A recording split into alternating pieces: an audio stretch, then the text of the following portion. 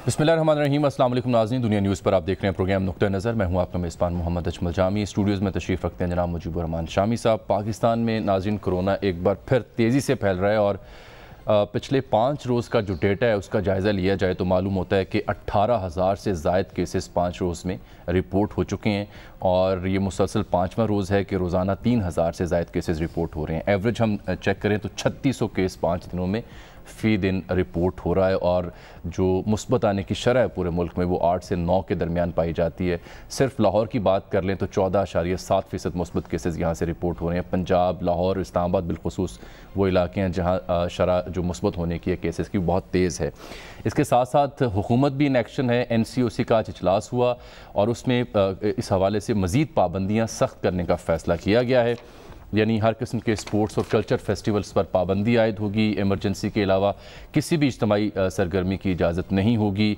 हर किस्म की इंडोर जो तकरीबात हैं वो बंद रहेंगी। आउटडोर डाइनिंग की इजाज़त 10 बजे तक अलबत्ता ज़रूर होगी।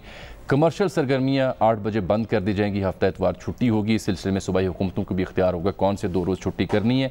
तमाम पार्क्स बंद होंगे। जॉगिंग के लिए, वॉक के लिए सिर्फ इजाज़त होगी। 50% वर्क फ्राम होम की पॉलिसी पर अमल जारी रखा जाएगा। अंदरूनी शहर ट्रांसपोर्ट के लिए 50% मुसाफिर एक बस में या एक वैन में बैठ सकेंगे। तो ये इकदाम हैं जो NCOC ने उठाए हैं। साथ हम वैक्सीनेशन के अमल की बात करते हैं जो हुकूमत की जानिब से की जा रही है। उसमें भी कहीं कहीं शॉर्टेज का सामना करना पड़ा बिलखुसूस हेल्थ वर्कर्स को। और प्राइवेट कंपनीज़ ने जो रूसी वैक्सीन स्पुतनिक मंगवाई 50,000 डोज़ वो पाकिस्तान तो पहुंच गई।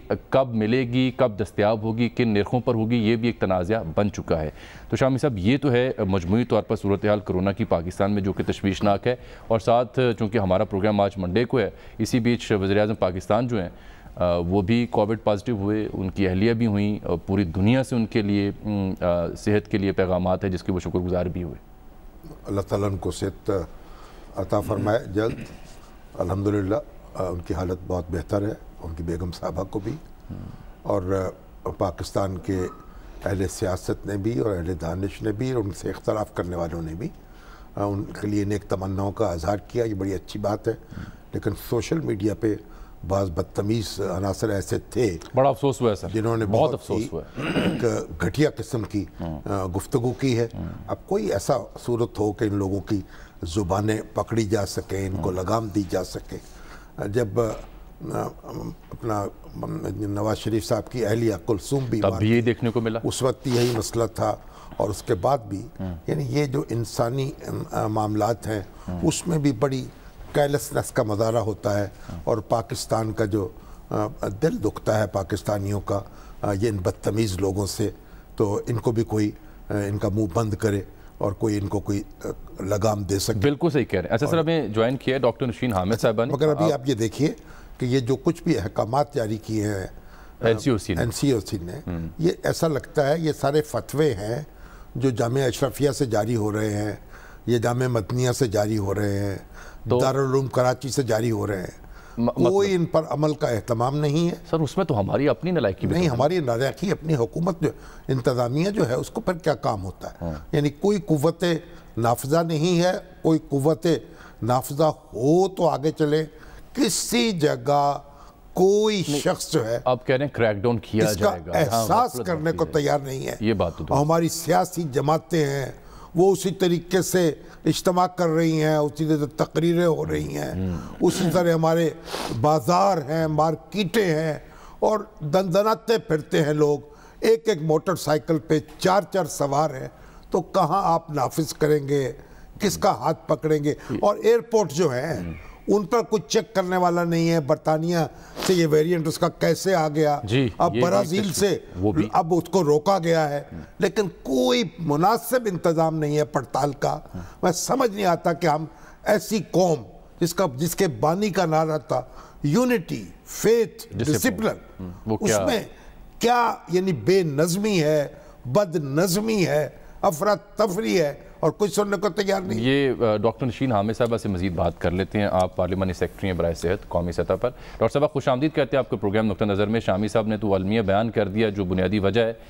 लेकिन क्या वजह बनी कि हम ताख़ीर का शिकार हुए? जब केसेस अभी 500 से 1000 और 1500 हो रहे थे, तभी अगर ऐसे इकदाम उठा लिए जाते, परवाज़ों की चेक एंड बैलेंस कर लिया जाता या बंद कर दी जाती? नहीं, परवाज़ें चेक ही नहीं हो रही। वहाँ एयरपोर्ट के अमला जो है वो बस मुस्कुराता हुआ लोगों को देखता है बस। डॉक्टर साहिबा जी, बिस्मिल्लाहिर्रहमानिर्रहीम। देखिए जी, जिस वक्त आपको पता है कि इसका वायरस का इंक्यूबेशन पीरियड जो होता है, जो एसिम्प्टोमेटिक फेज होता है, वो 2 से लेकर 10 दिन के दरमियान, किसी केस में 14 दिन के दरमियान भी वो इंक्यूबेशन पीरियड होता है, जब पेशेंट टोटली एसिम्प्टोमेटिक होता है, ना उसको बुखार होता है, ना खांसी होती है, ना कोई ऐसी अलामात होती है जिसके साथ हम डायग्नोज कर सकें।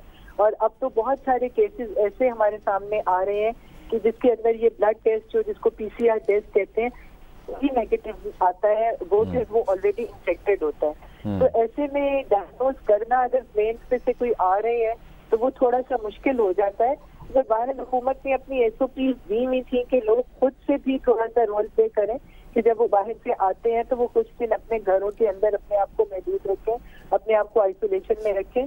तो देखिए, टू वे होता है कि गवर्नमेंट ने तो अपनी इंस्ट्रक्शन देनी है, अपनी SOP इशू करनी है, मगर एक रोल अवाम का अपना भी होता है, शहरियों की अपनी भी सेंस ऑफ रिस्पॉन्सिबिलिटी होती है, जो हमने देखा है कि हमारे। नहीं डॉक्टर साहबा, आपकी बात अपनी जगह वजन रखती है, लेकिन आप ये बताइए कि जो वैक्सीनेशन का प्रोसेस है हमारे यहाँ कितना सुस्त है।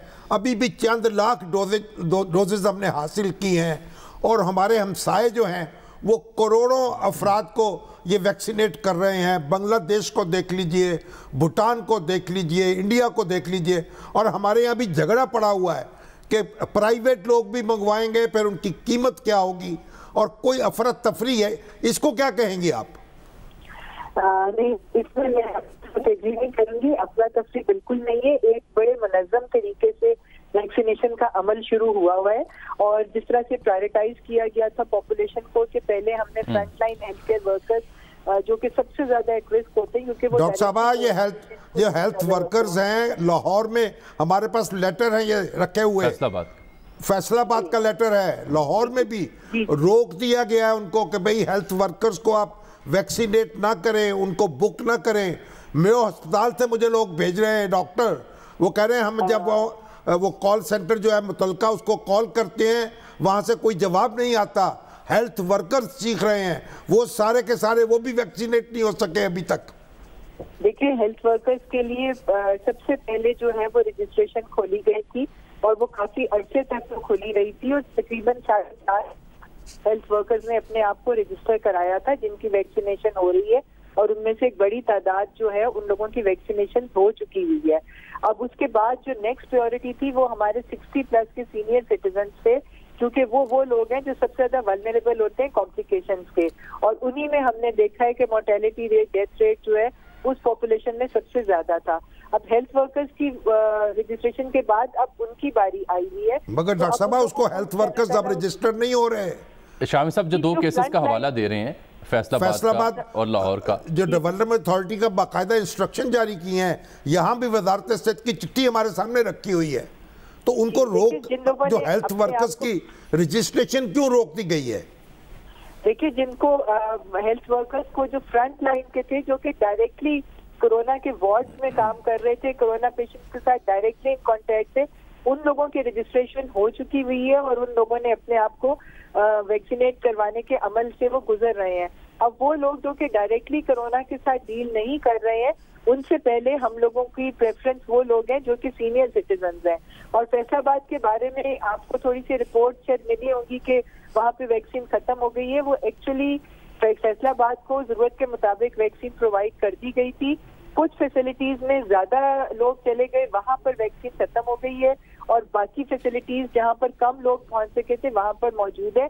तो इस वक्त वजारत सेहत तरफ से उनको इंस्ट्रक्शन जारी कर दी गई है कि उस वैक्सीन को रीलोकेट किया जाए जहाँ पर ज्यादा तादाद में मौजूद है। डॉक्टर साहब, ये जो जहाँ पे खत्म हो चुकी है, आप ये जो रशियन वैक्सीन है स्पुतनिक, जो प्राइवेटली इंपोर्ट की जा रही है, 50,000 आई है अभी, 50,000 आई है अभी सिर्फ, यानी आप देखिए, और ऊंट के मुंह में जीरा भी नहीं है, उसकी प्राइस भी नहीं हो सकी ना, उसकी कीमत का तयन क्यों नहीं हो पा रहा?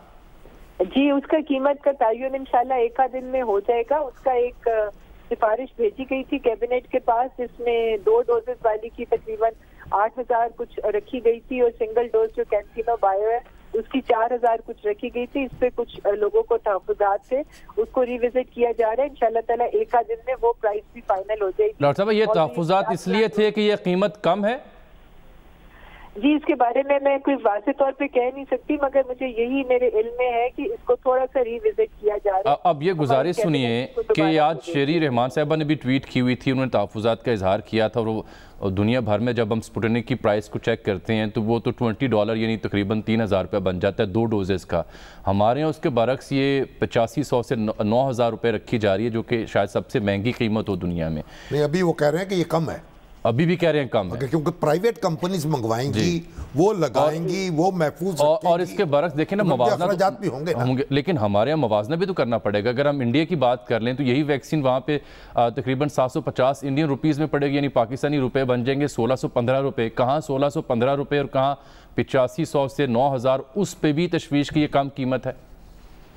देखिए जी, हम लोग इसके लिए फॉर्मूला गवर्नमेंट ने रखा हुआ है कि इसकी लैंडिंग प्राइस और जो इसके ऊपर कॉस्ट आ रही है उसके तहत ही ये डिटरमिन किया जाएगा और गवर्नमेंट डेफिनेटली इसके ऊपर कैप लगाएगी, अनड्यू प्राइसिंग नहीं होने देगी। मगर इंडिया के लिए हमें एक चीज याद रखनी पड़ेगी कि वो दुनिया की एक बड़ी वैक्सीन प्रोड्यूसिंग कंट्री है, जो कि खुद 80% वैक्सीन जो है वो अपनी खुद बनाती है। तो हम पाकिस्तान, आज तक किसी ने वैक्सीन के लिए उस तरीके से काम नहीं हुआ कि पाकिस्तान में भी हम वैक्सीन उस तरीके से बनाए। हम वैक्सीन प्रोड्यूसिंग कंट्री नहीं है, तो इसलिए इंडिया को थोड़ा सा एज जरूर है हमारे ऊपर, क्योंकि उसके पास बहुत बड़ी वो ऐसी इंस्टीट्यूशंस हैं जहाँ पे वैक्सीन वो लोग खुद बनाते हैं, तो उनकी लोकल मैन्युफैक्चर होती है, वो दूसरे मुल्कों को भी दे रहे हैं, तो डॉक्टर साहब एज जरूर है हमारे ऊपर। डॉक्टर साहब, ये बात दुरुस्त है अपनी जगह, लेकिन कोई जंगी बुनियादों पे काम होना चाहिए ना, कुछ तेजी से फैसले हों। ये जो बड़े आहिस्ता आहिस्ता जो फैसले हो रहे हैं, इससे लोगों के दिल टूट रहे हैं इससे। जी देखिए शामी साहब, इसके अंदर ऐसा है कि शुरू में जब ये वैक्सीन आई थी और हमने लगानी शुरू की थी तो लोगों में बहुत ज्यादा हेजिटेंसी थी, लोग खुद सामने नहीं आ रहे थे, जिनकी बारी भी आ रही थी, जिनको मैसेजेस भी जा रहे थे, वो भी लगवाने के लिए नहीं आ रहे थे। ये सूरत हाल थी कि जो शेड्यूल्ड लोग थे वो उनमें से भी कोई तकरीबन 40% के करीब लोग जो थे वो सेंटर्स पे पहुंच रहे थे। शुरू में पूरे पाकिस्तान में कुछ दिन ऐसे भी थे कि 1000-1500 से ज्यादा लोग वैक्सीन के लिए नहीं आ रहे थे, मगर पिछले दिनों आपने देखा है कि ऐसा दिन भी आया है कि 41,000 लोगों ने एक दिन में वैक्सीन करवाई है। तो ये प्रोसेस जो है ये इस वजह से भी है कि लोग खुद भी सामने नहीं आ रहे थे, मगर अब आहिस्ता आहिस्ता लोगों का कॉन्फिडेंस बिल्ड हो रहा है। नहीं, अब तो लोग बार बार पूछ रहे हैं कि अगर ये रूसी वैक्सीन आ चुकी है कब दस्तयाब होगी, किन निर्खों पर होगी, जिसका तनाज़िया भी आपने डिस्कस भी किया। पैसे खर्च के भी लगवाना चाहते हैं, तो वो कब तक, अब उम्मीद दिलाए ना, कोई वक्त तो बताएं कब तक आम शहरियों को दस्तयाब होगी, जो साबित इस्तात है वो खरीद सकें। वो 50,000 डोजेज उसकी पहुंच चुकी हुई है और कैंसिनो बायो की भी जो है वो भी इसी हफ्ते में मेरा ख्याल है पहुंच जाएगी, और ये 2-1 दिन के अंदर इसकी प्राइसिंग जो है वो फाइनल करके तो उसके बाद ये इसकी जिस तरह से डिस्ट्रीब्यूशन है वो शुरू हो जाएगी। जिस कंपनी ने मंगवाई है उनकी अपनी अरेंजमेंट होगी प्राइवेट हॉस्पिटल्स के साथ, और उसके अंदर हम लोगों ने SOPs जारी कर दी है कि सिर्फ वही हॉस्पिटल्स जो है लगा सकेंगे जिनके पास एडवर्स रिएक्शंस को डील करने की कैपेसिटी होगी। वो सर्टेन क्राइटेरिया रखा गया, हर हॉस्पिटल को ये प्रोवाइड नहीं की जाएगी। ये बिला ये उम्र की हद से बगैर लगाई जाएगी या इसमें भी कोई एज ब्रैकेट रखी जाएगी? देखिए, इस वक्त पूरी दुनिया में 18+ जो है वो वैक्सीन अभी रेकमेंड नहीं की जा रही है, सिवाय फाइजर की जो कि 16+ को लगी है। तो ये 18 साल से बड़ी उम्र के लोगों को ही लगाई जाएगी, क्योंकि इसी चीज की पूरी दुनिया में प्रैक्टिस है और प्रोटेक्शन भी जो हमें मिली है वो 18+ के लोगों के लिए मिली। बहुत शुक्रिया डॉक्टर नौशीन आमिर साहब। आप देखें ना, भारत का आप जिक्र कर रहे थे सर, 200 मिलियन ये रूसी जो वैक्सीन है ये भारत में अब तैयार हो रही है और लार्जेस्ट वैक्सीन मेकर इंडिया बन चुका है। वो इंडिया का जो उन्होंने नुक्ता बयान किया वो बिल्कुल दुरुस्त नुक्ता है, लेकिन अगर ग्लोबली हम इसकी प्राइस को देखें तो मैं फिर अर्ज करता हूं, प्राइस को छोड़ दें एक तरफ, पहली बात है चीज अवेलेबल हो, हुकूमत की जिम्मेदारी ठीक है हर एक को वैक्सीनेट चलें, ये पाकिस्तान दुनिया का वाहिद मुल्क है जहां प्राइवेटली ये इंपोर्ट की जा रही है और प्राइस कैप लगा। चलें, ये देखिए, और एक सुनिए, और दूसरी बात, अभी तो लोग, मैं जहां जाता हूं लोग मुझे गिरबान पकड़ते हैं, वो कहते हैं ये जनाब अगर शहबाज शरीफ साहब होते आधे मुल्क को लग चुकी होती, वो चाइना के चले जाते, खुद लेके आते। प्रेसिडेंट शी के हाथ पकड़ लेते। यहाँ कोई ऐसे मालूम होता है कोई वारिस ही नहीं है। अच्छा, अब ये तो हो गया वैक्सीन का मामला या हमारी बहसियत मुजमई जो बदनज़मी है, जो हमारी सलाहियत है इससे निमटने की, SOPs पर अमल ना करना। लेकिन अब जो इतना रैपिडली, इतना तेज़ी से जो कोविड फैल रहा है तीसरी वेव में, जिसमें मैं आपसे पहले बयान कर चुका हूँ कि 18,000 से ज़ायद केसेस सिर्फ 5 रोज़ में रिपोर्ट हुए हैं, इसकी वजह क्या है? क्या UK वेरिएंट है, ब्राज़ीलियन वेरिएंट है, अफ्रीकन वेरिएंट है, या कोई और वजह है? डॉक्टर जावेद अकरम साहब ने हमें ज्वाइन किया, आप वाइस चांसलर हैं यूनिवर्सिटी ऑफ हेल्थ साइंसेज़ के, आपसे बात करना। और सब खुशामदीद प्रोग्राम में। ये सर कोई तस्दीक हो सकी, हम तायुन कर सकें कि ये इतनी तेज़ी से फैलने की वजह क्या है? कोई वेरिएंट और आ चुका जिसके शवाहिद मिल चुके हैं? बहुत शुक्रिया जामी साहब और शामी साहब, अस्सलाम वालेकुम। वालेकुम जनाब। बेसिकली देखें, इसकी 2 वजूहात हैं इसके तेज़ी से फैलने की। एक तो जाहिर है कि आपको मुझसे बहुत ज़्यादा पता होगा कि जो SOPs नामी कोई चीज़ है वो उसको फॉलो नहीं किया गया। शुरू पे किया गया तो उसका रिजल्ट भी आया कि ट्रांसमिशन कम हुई। इससे डायरेक्टली लीनियरली रिलेटेड टू कि हम कितनी एहतियात करते हैं। जब एहतियात का दामन छोड़ दिया गया, और आपके कैमरों ने भी दिखाया कि इवन जो हमारे लीडर्स, जो रोल मॉडल हैं, इलेक्शन जीते या हारे, जो सेनेट में हुआ तो आपके सामने गले भी आम शरेआम मिलते रहे। हालांकि हमें सोशली ये चीज़ हाईली कंडेम करनी चाहिए, और इसी तरह हाथ भी मिलाए गए, इसी तरह एक दूसरे को चूमा भी किया। तो फिर जाहिर है कि एक आम शहरी क्या इससे परसेप्शन लेगा कि ये तो कोई चीज़ नहीं है, इस तरह की वायरस के जस्ट गले मिलने से मिल जाए, फिर नॉर्मेलिटी रिज्यूम हो जाती है।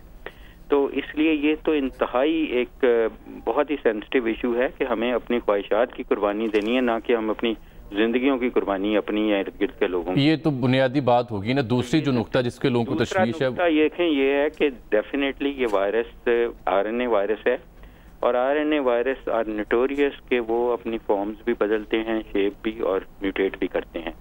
B117 म्यूटेशन जो कि साउथ अफ्रीका से शुरू होकर UK में गई, और फिर UK में जाहिर है एक बहुत बड़ी पॉपुलेशन है पाकिस्तानी डिसेंट की, वो जब वापस आए बहुत सारे तो साथ ले आए, और आउटब्रेक्स इनकी वहीं से शुरू हुई, चाहे वो मीरपुर था जहाँ पे हमारी कॉन्सेंट्रेटेड हैं ब्रिटिश बॉर्न पाकिस्तानी डिसेंट के पीपल।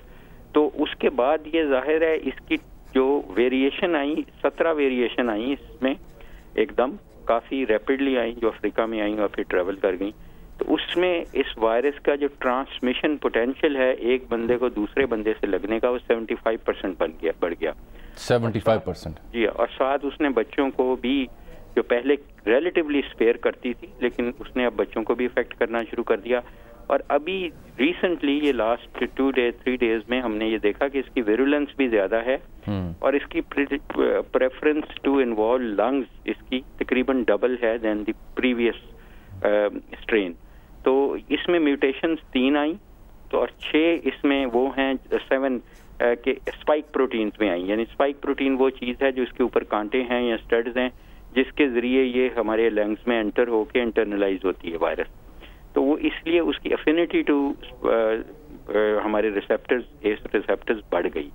तो इसका मतलब ये है कि सिंपल अल्फाज में कि हमें अगर डबल नहीं, तकरीबन डबल से भी एक 75% अपनी प्रिकॉशनरी मेजर्स बढ़ाने पड़ेंगे टू कॉम्बैट विद इट, क्योंकि अभी जाहिर है vaccination is just tip of the iceberg. Doctor साहब आप ये बताइए, अभी ये वैक्सीनेशन तो हमारे यहाँ ना होने के बराबर है, और उसकी रफ्तार भी बड़ी सुस्त है।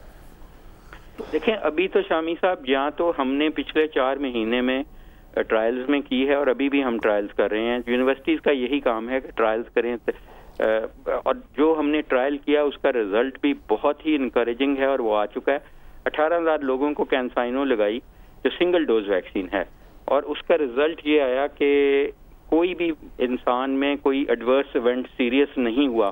5% को बुखार हुआ, और वो भी चंद दिन रहा, 2 दिन 1 दिन, और वो खत्म हो गया। किसी को हॉस्पिटलाइज नहीं करना पड़ा, कोई एनाफिलाक्सिस। डॉक्टर साहब ये सिंगल डोज है? जी सिंगल डोज है। तो आप हम ये अभी तक मंगवा क्यों नहीं सके? अवेलेबल नहीं है हमारे पास। मुझे इसका रिजल्ट अगर आप इजाजत दें, मैं सिर्फ बता दूं कि इसने 100% सीरियस डिजीज को प्रिवेंट किया। यानी कि किसी को भी जिसको ये एक्टिव वैक्सीन लगी, उसको ये नहीं जरूरत पड़ी कि वो हॉस्पिटलाइज हो, या उसको फेफड़ों की बीमारी हो, या वेंटिलेटर पे जाए। 77% को बीमारी को ऑल टुगेदर प्रिवेंट किया, यानी अटैच ही नहीं हो पाई 75। तो this is a very good encouraging result. जहां तक आपका सवाल है कि ये कमर्शियल मंगवाई क्यों नहीं गई, ये जहां तक मेरी नॉलेज है ये हमारा commercialisation is not universities job, लेकिन मुझे ये पता है क्योंकि I am dealing with these vaccine. और अभी हम जिसका ट्रायल कर रहे हैं ZF 2001, ये 3 डोज की वैक्सीन है जो इस वक्त right now we are doing it, इस वक्त भी। तो ये जो कैंसाइनो है इसके गवर्नमेंट ने 90,000 डोजेस का ऑर्डर प्लेस किया है और प्राइवेट सेक्टर में भी इजाजत मिल गई है और इसकी प्राइस भी कल मिल गई है 4,520 रुपीज की। तो आई थिंक मैंने इनके एजेंट से पूछा भी था जो लोकल एजेंट है, और वो कह रहे थे कि with in 2 days hopefully it will be available for use, government का स्टॉक भी और दूसरा ये जो प्राइवेटली भी लोग ले रहे हैं, इम्पोर्ट कर रहे हैं। ठीक, बहुत शुक्रिया डॉक्टर जावेद अकरम साहब। सर अभी तो अब ट्रायल और उसके रिजल्ट शेयर किए जा रहे हैं और अभी 50,000 या 90,000 या 3.5 लाख आ रही हैं। मैं तो हैरान हूँ, 22 करोड़ की आबादी का मुल्क है और आपने इसको 10 करोड़ लोगों के लिए लगानी है और अभी हम यानी अलिफ बे जो है उस पे चल रहे हैं। अभी आज डॉक्टर फिरदौस आशिक अवान साहिबा बता रही थी, यास्मीन राशिद साहिबा भी मुखातिब थी, लेकिन फिरदौस आशिक अवान साहिबा बता रही थी कि दिसंबर तक जो है ना हम 60 से फिर 55 फिर 45 और 50 साल के ब्रैकेट के जो लोग हैं कोशिश होगी दिसंबर तक उनको कवर कर लें, यानी अभी साल ये तो पता नहीं 100 साल का प्रोग्राम लगता है। बहरहाल सर उसमें फिर यही दुनिया में किसी जगह अपने लोगों के साथ उनकी हुकूमतें इस तरह की बदसलूकी नहीं कर रही जो जहां हो रही है। उसके बावजूद जो हमारा बहसियत मुजमुई रवैया, भाई रवैया अपनी जगह है, वैक्सीनेशन तो आपने इंतजाम करना था, नहीं कर रहे हैं सर। क्या कर रहे हैं? कुछ नहीं कर रहे हैं, ग्रेजुअली मरबूत तरीके से हम कर रहे हैं, ऐसे नहीं कर रहे हैं। एक ब्रेक लेते हैं, ब्रेक के बाद जब वापस आते हैं तो फिर अब सियासी सर आपको शिकवा बजाय सियासी मामलों का बेरुख करते हैं एक ब्रेक के बाद।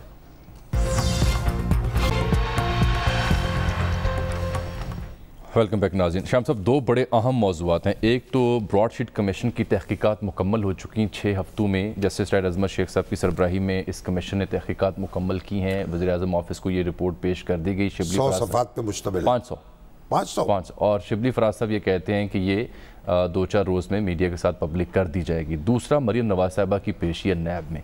तो पहले ज़रा ब्रॉडशीट की बात कर लेते हैं। अब जरदारी साहब के इस मुकदमा सामने आ गए हैं इस तहकीकात की रोशनी में, और फिर रिकॉर्ड गायब होने की भी बात की जा रही है। और जो पेमेंट हुई है ब्रॉडशीट को जी उसका कोई रिकॉर्ड नहीं है, उसका कोई रिकॉर्ड नहीं किसी जगह। हाँ जी, फाइलें गायब हैं। हाँ जी, ये राजा मोहसिन एजाज साहब ने आज इसकी कुछ सुनगुन ली है, उनसे बात कर लेते हैं। हसन रजा साहब मरियम नवाज साहबा की जो पेशी होने जा रही है वो किस केस में इल्ज़ाम किया उसकी बाबत हमें इत्तला देंगे।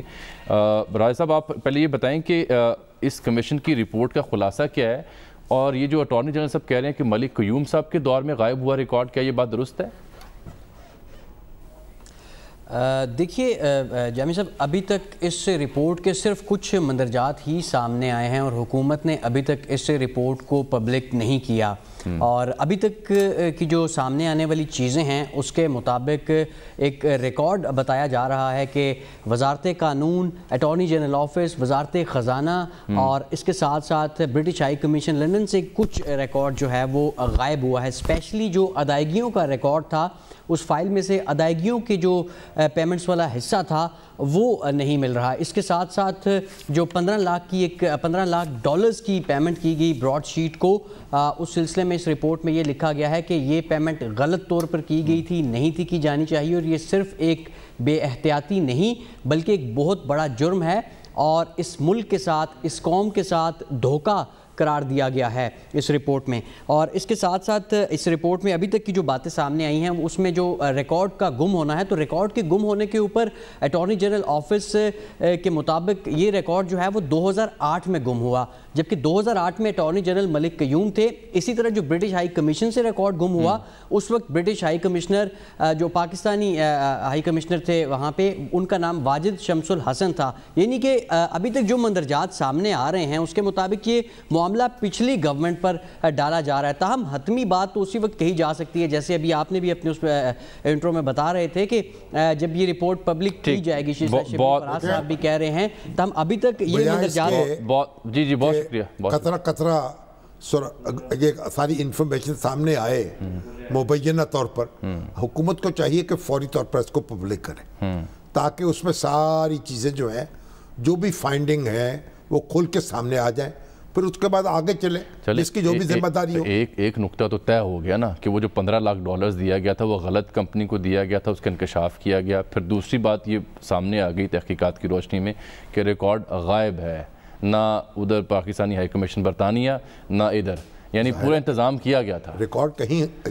मुख्तलिफ जगहों पे होगा ना। हाँ, हर जगह से कहाँ से गायब हुआ? हर जगह से, हर जगह से गायब है। हर जगह से। तो गायब करने वाले कौन है? दाद के मुस्तहिक हैं। जैसे ये वो गायब हुए थे प्रिजाइडिंग ऑफिसर्स, वो उसी तरह से वो गायब हो गया। वो तो पुरानी बात है सर। अच्छा, ये मरियम नवाज साहबा की सर पेशी अब आप ये देखिए कि नवाज मलिक साहब ने कहा है कि जो 60 साल से ऊपर के लोगों को यहाँ लाहौर में इत्तला आ रही है 1166 से, आप रेलवे डिस्पेंसरी में आ जाएं। वो रेलवे डिस्पेंसरी कहाँ है इसका कोई पता नहीं चल रहा, और ना पता बेचते हैं ना कोई बताते हैं, लोग दरबदर हो रहे हैं। 116 वाले 66 वाले भी खुदा खौफी करें। ठीक। हाँ जी। अच्छा, मरियम नवाज साहबा की नैब पेशी, अब ये मौजू है क्योंकि कल मौलाना भी जब मिले थे मरियम नवाज से और हमजा शहबाज से, उसके बाद उन्होंने प्रेस कॉन्फ्रेंस भी की और कहा कि PDM की क़यादत जो है वो मरियम नवाज के हमरा होगी जब वो नैब में पेश होंगी। मौलाना ने क्या कहा और मरियम क्या कह रही थी, पहले वो देखिए, फिर उनके केस की नौयत समझते हैं।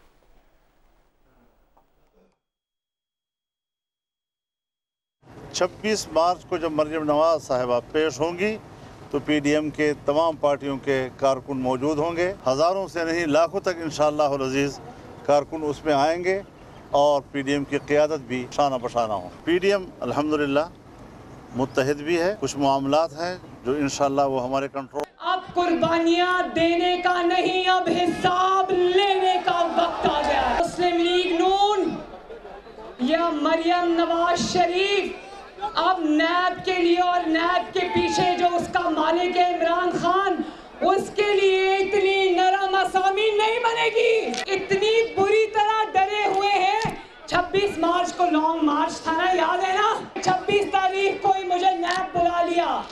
आएगी मरियम इंशाल्लाह, नैब में आएगी इंशाल्लाह। नवाज शरीफ के बारे में कोई बात अगर करेगा हम उसकी जबान खींच लेंगे। इनको पीछे हटने पर मजबूर करना है, बोलो साथ दोगे इंशाल्लाह। मैं सबको ये कहती हूँ कि मेरे साथ इंशाल्लाह ताला 26 तारीख नैब चल के उनको ये बता दो कि जुल्म अब हम और बर्दाश्त नहीं करेंगे।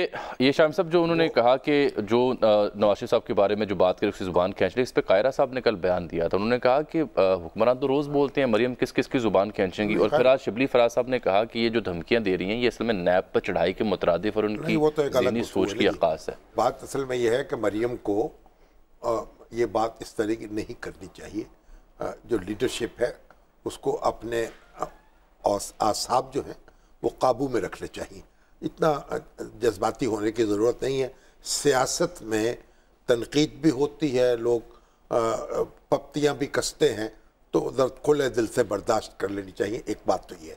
लेकिन दूसरी बात ये है कि आज हमारे वो जावेद लतीफ़ साहब की जमानत हो गई और ये मरियम के बारे में मालूम हुआ है कि वो पहले कोर्ट से हिफाजती बेल लेंगी तो उसके बाद पेश होंगी। अब मरियम के मामले में जो नैब है ना, नैब एक बेतदबीरी कर चुका है कि जब उनकी ज़मानत मनसूख करने के लिए अदालत में दरख्वास्त दायर की गई तो उनकी तकरीरों को मौजू बनाया गया कि इस वजह से ज़मानत मनसूख होनी चाहिए।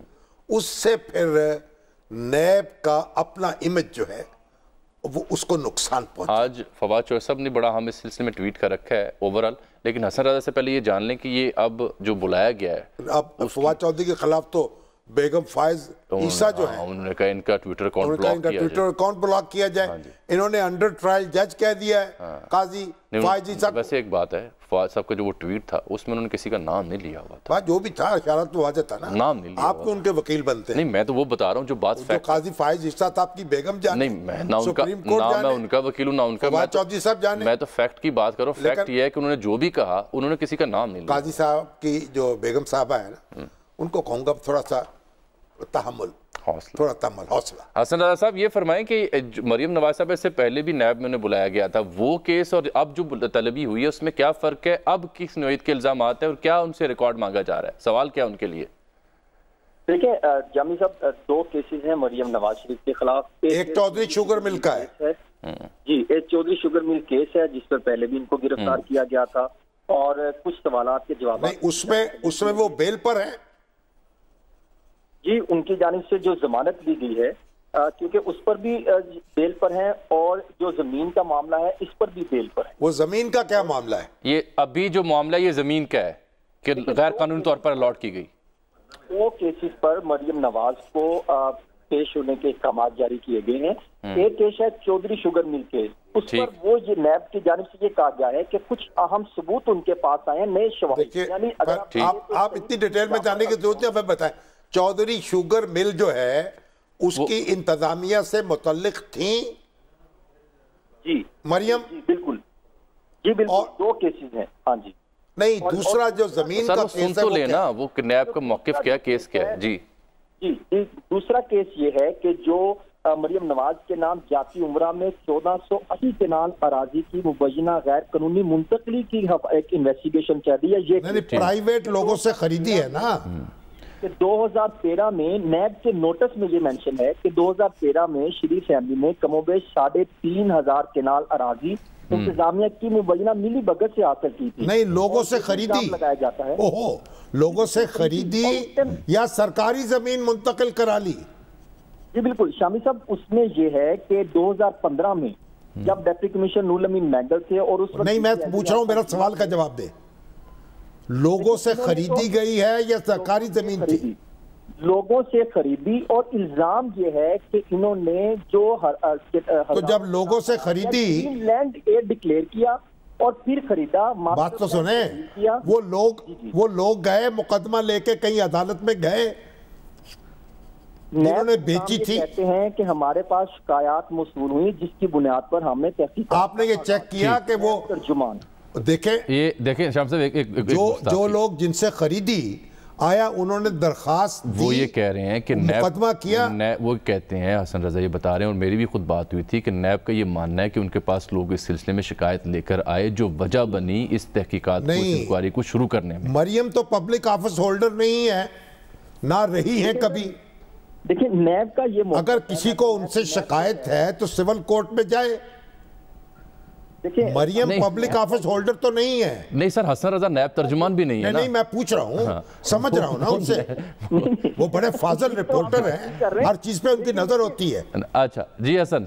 नहीं देखिए, नैब के हुकाम ये दावा करते हैं, नैब के तर्जुमान, कि क्योंकि उनके पास क्योंकि बहुत सारी सोसाइटी के हवाले से बहुत सारी जमीनों के मामला नैब के पास आए, उसको मद्देनजर रखते हुए इस केस की जो है वो इन्वेस्टिगेशन शुरू की गई। और सबसे इम्पोर्टेंट चीज ये है कि जो जमीन की खरीदारी की गई उस पे आमदन के जराए क्या थे, कौन से पैसे से खरीदे गई। नहीं हसन रजा ये बताएं, मुझे बताएं, मैं ये सवाल कर रहा हूँ कि मरियम पब्लिक ऑफिस होल्डर नहीं रही हैं, वो ना MNA रही, ना वजीर रही, ना सेनेटर थी। तो जब वो पब्लिक ऑफिस होल्डर नहीं है तो फिर अगर उनके किसी को शिकायत है तो वो सिविल कोर्ट में जाए। सर ये तो नैब में क्यों आए? मैं आपका क्या इसके राय क्या है आपकी? मैं ये समझता हूँ उस वक्त जब हुई इनके रिश्तेदार वजीर आला पंजाब शहबाज शरीफ थे, और क्योंकि प्राइम मिनिस्टर जो है वो पहले भी रह चुके नवाज शरीफ साहब, वो भी उनके रिश्तेदार के लाते थे और ये उन्हीं के रिश्तेदार थी मरियम। सारे रिश्तेदारों को पकड़ लिया जाएगा। चले एक मिनट हसन, वक्त मेरा खत्म हो गया, आपका बहुत शुक्रिया शामी साहब। अर्ज ये कि आप तो जो मरियम के वकला हैं उनकी मदद कर रहे हैं। मैं करूंगा ना, क्यों कर रहे हैं? मेरा सवाल यह है कि जो एक आदमी पब्लिक ऑफिस होल्डर नहीं है, लेकिन उसके बारे क्या में उस शख्सियत के वालिद मोहतरम या चचा हुजूर पब्लिक ऑफिस होल्डर नहीं रहे? उनसे पूछिए। और क्या उनका पब्लिक ऑफिस होना इन्फ्लुएंस कर सकता है जमीन की खरीदारी में? ये नहीं कर सकता। अगर आप एक नुक्ता नहीं समझ रहे, बात एक प्राइवेट जमीन है, किसी ने खरीदी है, कल बात कर लें, तो प्राइवेट मालिक जो है वो अदालत में जाए। वो कह रहे हैं शिकायत गई है नैब, कौन सी शिकायत? जिसकी बुनियाद पे नैब भाई नैब की शिकायत में आपके खिलाफ नहीं सुनी जाएगी, मेरे खिलाफ नहीं सुनी जाएगी। एक ब्रेक ले लेने, मैं कल इस पे बात नैब की लिमिटेशंस है कानून की। आप कानून पढ़े सर, हम दिफा क्यों करें? क्यों करें दिफा? क्यों करें दिफा? हमने हकीकत तक पहुंचना। एक नहीं, मरियम नवाज पे एक इल्जाम है, उनसे जवाब मांगा गया, हमने तय किया हमारा क्या है। हमारा मसला ये नहीं है, इल्जाम हसन रजा ने बयान कर दिया, आपने उस इल्जाम के ऊपर नुक्ता उठा दिया, बात खत्म। हमारा हम पोस्ट ऑफिस नहीं है, हमारा मसला ये है कि पब्लिक ऑफिस होल्डर जो नहीं है उससे माहौल खराब हो रहा है, फिर इसकी तरफ निशानदेही मकसूद। चले इस पे कल सर मजीद बात कर लेते हैं, एक ब्रेक आगे नाज़रीन।